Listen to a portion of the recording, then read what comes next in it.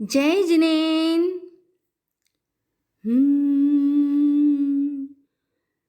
तुम्हीं से ज्ञान का दीपक जला है, तुम्हीं से घन घोर अंधेरा मिटा है। तुम जो नहीं गुरुजी, कुछ भी नहीं है। हमें रास्तों की जरूरत नहीं है, हमें तेरे चरणों की निशा मिल गए हैं। हमें रास्तों की जरूरत नहीं है, हमें तेरे चरणों की निशा मिल गए हैं। हमें रास्तों की। जय जय गुरुदेव। आचार्य श्री विद्यासागर जी के प्रवचनों का सार संक्षेप संपादन किया हुआ है मुनि श्री समता सागर जी महाराज जी ने। 1301। आज हम देखेंगे गुरु गरिमा। माता पिता जिस तरह बच्चे को धीमी चाल से चलाकर उसे चलना सिखाते हैं, उसी प्रकार गुरु शिष्यजनों को मोक्ष मार्ग में चलना सिखाते हैं। यद्यपि बच्चा चलता अपने पैरों से है, तथापि माता पिता की अंगुली जिस तरह उसे सहायक बनती है, ठीक उसी तरह शिष्य भी मोक्ष मार्ग में प्रवृत्ति स्वयं करता है, परंतु गुरु की अंगुली, गुरु का संकेत उसे आगे बढ़ने में सहायक होता है। गुरु का स्थान महत्वपूर्ण है, क्योंकि सिद्ध तो बोलते नहीं हैं। साक्षात अरहंत जो बोलते हैं, उनका इस समय अभाव है। यहाँ पर स्थापना निक्षेप से अरहंत है, परंतु अचेतन होने के कारण उनसे शब्द निकलते नहीं हैं। अतः मोक्ष मार्ग में गुरु ही सहायक सिद्ध होते हैं। मार्ग पर चलते समय यदि कोई बोलने वाला साथी मिल जाता है, तो मार्ग तय करना सरल हो जाता है। गुरु निर्ग्रंथ साधु हमारे मोक्ष मार्ग के बोलने वाले साथी हैं। इनके साथ चलने से हमारा मोक्ष मार्ग सरल हो जाता है। अरहंत भगवान के समव शरण में गणधर होते हैं, वही हमारे गुरु कहलाते हैं।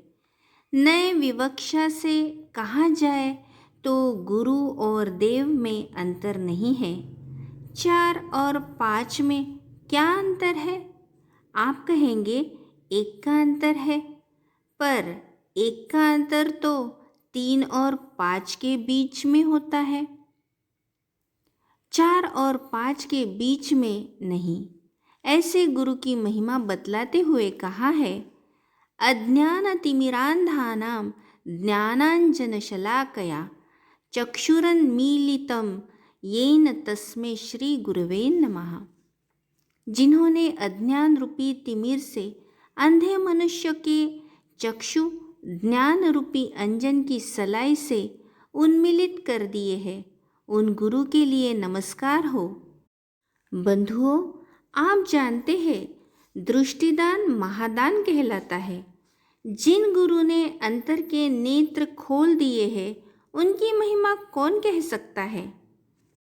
जिस प्रकार दिशा सूचक यंत्र सही सही दिशा का बोध कराता है, उसी प्रकार वीतरागी सच्चे गुरु भी सही सही दिशा का बोध कराते हैं। विषय कषाय रूप संसार की दिशा सही दिशा नहीं है, उसका बोध कराने वाला को गुरु कहलाता है। जो सिद्ध गति का मार्ग दिखलाता है वही सद्गुरु है।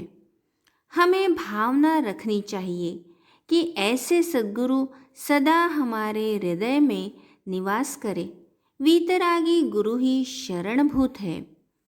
रागी द्वेषी गुरु स्वयं ही जब संसार में भटक रहे हैं, तब वह दूसरों का उद्धार कैसे करेंगे? आचार्य समंत भद्र स्वामी ने गुरु का स्वरूप बतलाते हुए कहा है कि विषयाशावशातीतो निरारंभो परिग्रहा ज्ञान ध्यान तपो रक्तस्तपस्वी स प्रशस्यते। विषयों की आशा से रहित, आरंभ परिग्रह से रहित तथा ज्ञान ध्यान रूप तप में अनुरक्त साधक ही गुरु कहलाते हैं। देखा आपने, यह जीव तपस्वी कब बनता है? जब ज्ञान और ध्यान में रंग गया हो। ज्ञान ध्यान में कब रंगता है प्राणी?